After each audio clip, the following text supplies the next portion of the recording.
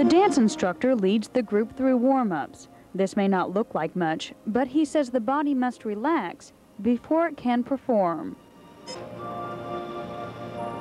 Instructor Emery Blackwell has cerebral palsy, and he's here at this workshop to demonstrate that people with disabilities can dance. Emery has really broken through, I think, the stereotypes of what dance should be, and he's showing us his own idiosyncratic ways of moving. Slowly the bodies awaken, and Blackwell directs the dancers to the next phase, contact improvisation. Where two people come together through sharing weight, touching or moving, and a dance unfolds from that. The contact feels good to Connie Panzarino.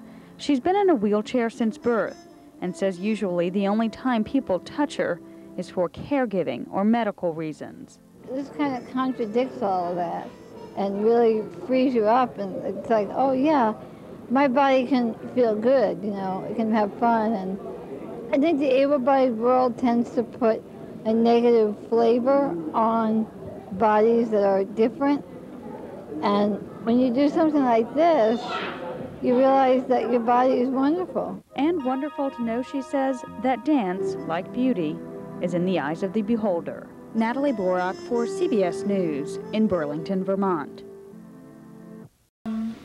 In 1992, I went out to Eugene, Oregon, and I participated in Danceability, which was with adults, and it was based in contact improvisation because I just have this passion for when I see people with disabilities, and I learn a lot from them. And so when I went out there, I came back and brought Forces of Ability, which was a takeoff from Danceability, to Vermont, where I was living at the time. And I brought some of the instructors from Eugene, Oregon, through grants that I wrote and received. Wow. And Emery Blackwell was a dancer with cerebral palsy, to the point where he couldn't talk without a translator, and his body was very distorted, but he was a professional dancer. He got out there. He composed the music with his feet, and so he's a composer, a choreographer, and a dancer. And he was very inspiring to me.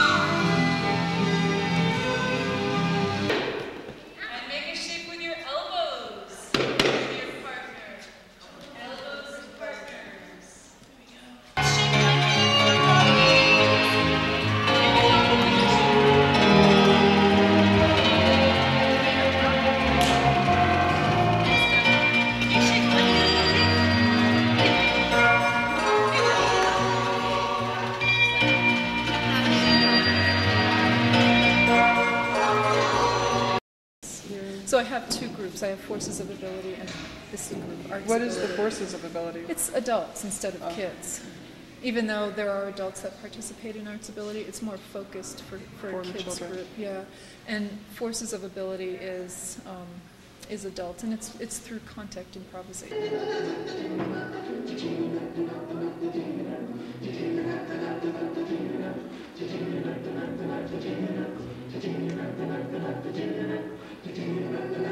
And a lot of times people with a disability have a real hard time at taking that first step at doing something that's kind of good for them to do with their bodies. Or new and different. Because they tend to really want to be away from their bodies. They want to just kind of ignore their bodies. Is that the same way with kids, or kids? No, I think Kids are in kids their are an body. easy in. You know, they're so open. Their souls are just right out there, that they're not as inhibited as adults. So. Well, it's obvious the joy that in their faces and that freedom that they experience. You can see it in their faces. People with disabilities enjoying the freedom to express themselves through the arts. We were dancing and we were doing creative movement, and a lot of opening up from people who don't normally get the opportunity to dance or sing or move in a group like this. People in wheelchairs don't really get an opportunity to work with somebody, to be able to touch them in a fun way, to be able to laugh, a spirited laugh. If they are handled or touched, it's usually in a therapy session to move their muscles, but this just gives them an opportunity to really explore other options. And it's fun, and there's no right or wrong way to do creative movement. It reaches into a deep part of their soul, I think, and just pulls out all sorts of information. It accesses something that they don't normally get. This particular class was a Rhythms for Special Populations group, and it will build confidence in them to go out into the world and face the challenges that they need to in everyday life. Anyone can participate in the arts, anyone, regardless of ability level. I think everybody has a spirit that needs to come out and create artistically. Jayne Bernasconi, dance teacher and choreographer, started her Forces of Ability dance troupe last year. She incorporates dancers of differing abilities. She calls them wheelers and walkers. So maybe they can't use their legs or they can't use particular parts of their body, but they can still dance. Jayne and her dancers believe that there is grace in all movement. The wheelchairs add a different element to this dance, the forces of joy. Lights are slowly fading on Jeannie and Al. They come up on Terry and Catherine. The dancers all take so much from their work. Terry Douglas says she's learning to focus.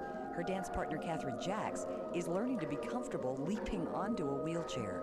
Al Goldsmith calls it a joy. I don't let anything slow me down. I love dancing. It's a gift of life.